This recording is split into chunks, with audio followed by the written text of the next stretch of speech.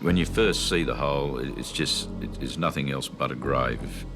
The shape of it, the depth of it, and there was no doubt in my mind that was to be someone's grave. Police decided it was time to bring Damon Kalanka in for another interview.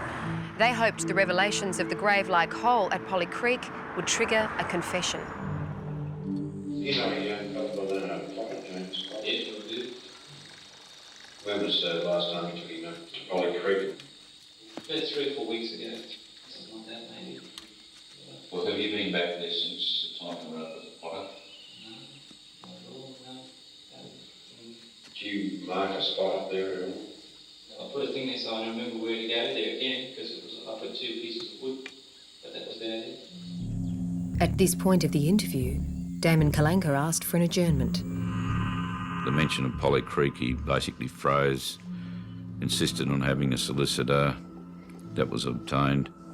The interview then recommenced, and Kalanka told police why he dug the hole.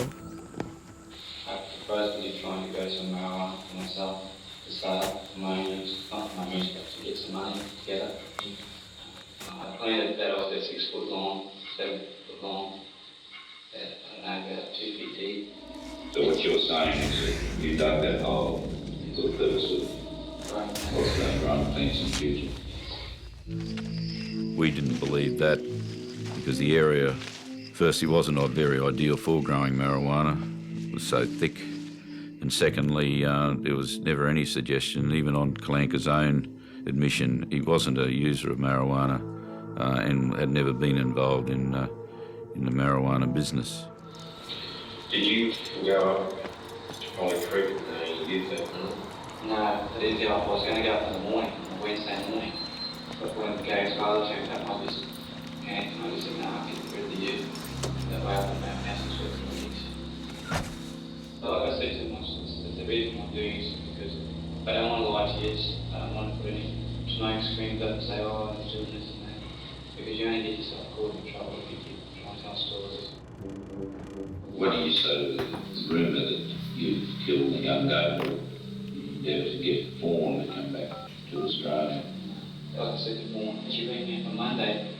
We were talking about it, and I said, look, if you thought that I did this just to get you back, you would go back anyway. So there's no choice. I can't see the thinking behind that because I love the family a lot. I've got no intention of hurting anybody, and I would never do something like that.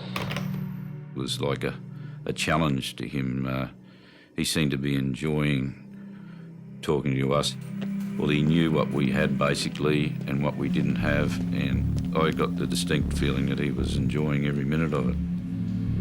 I'll be honest with you, I think he has gone. I think he has taken off. But why do you think that? No, just that some of the things that he says and does, he is very adventurous, and if he wants to do something, he'll do it. But he's probably sitting somewhere now, probably just having the best time of his life. That's what he probably wants to do. We certainly were getting a feel that something was seriously wrong with the mental processes of Kalanka. Some suggestions were that his behaviour would be sociopathic, and the reasoning behind the events of Melick, and as events were unfolding with Gabriel, that the behaviour was bizarre and certainly not by a normal person. At that point, we really needed to find Gabriel's body to show basically that it wasn't taken by a crocodile. The shallow grave was reported to police at midday yesterday by locals who noticed freshly turned soil in scrub near Moresby Creek outside Innisfail. Police immediately excluded media and the public from the scene while the remains were exhumed for forensic tests. In 21 years, I've probably never had to experience anything so emotional and so draining, and I felt terrible sorrow for the family at that stage. There are things that a parent knows somehow. I don't fully understand it myself, but there's certain things that you know. And that was one of them that they didn't have to tell us, we knew. To actually have his body found was a relief. And yet it was just so horrific, you know, I remember saying to them, where did you find him? Did you find him in the river? And he said no, he was in a grave.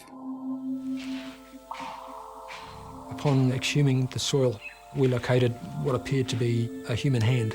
that was obviously tied behind the person. And as we removed all the soil from around the deceased, we found that both the hands and feet had been tied, that the deceased had been wrapped in a blanket and then further twine tied around the blanket. Gabe's body was removed and taken to the morgue. While detectives waited for toxicology reports, other immediate evidence was being followed up. Police have now released this blanket found during their investigations. They and the Meyer family are urging anyone with any information to come forward. A couple of days later, Kalenka's ex-wife did contact police and stated that the blanket she had seen on television was in fact the same as the blanket she had owned when she was married to Kalenka. And the rope that was used was similar to rope that had been in Kalenka's flat and was now missing. It belonged to his flatmate. In addition, strips from the blanket were sent for forensic analysis. As a result of this testing, 6 polypropylene fibres were found that did not come from the blanket itself. These fibres were then compared with fibres taken from a piece of the carpet that had been recovered from Kalenka's unit, and they matched.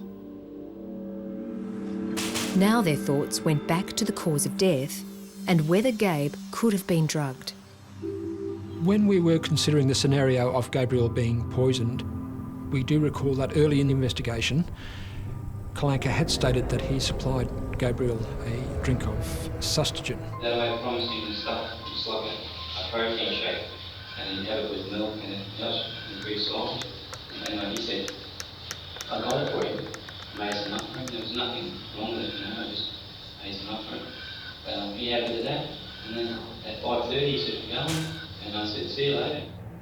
He went to great pains to tell us that I just gave him a glass of sustagen. There was nothing wrong with it. I just took the seal off it. He just went on so much about this glass of sustagen that it had to be suspect. When the toxicology report came in, the results were chilling. Gabe had been given a carefully calculated cocktail of drugs. Well, the laboratory found paracetamol, pseudoephedrine, chlorpheniramine and metoclopramide in the liver and stomach contents. When that combination is present, one immediately thinks of a cold and flu preparation.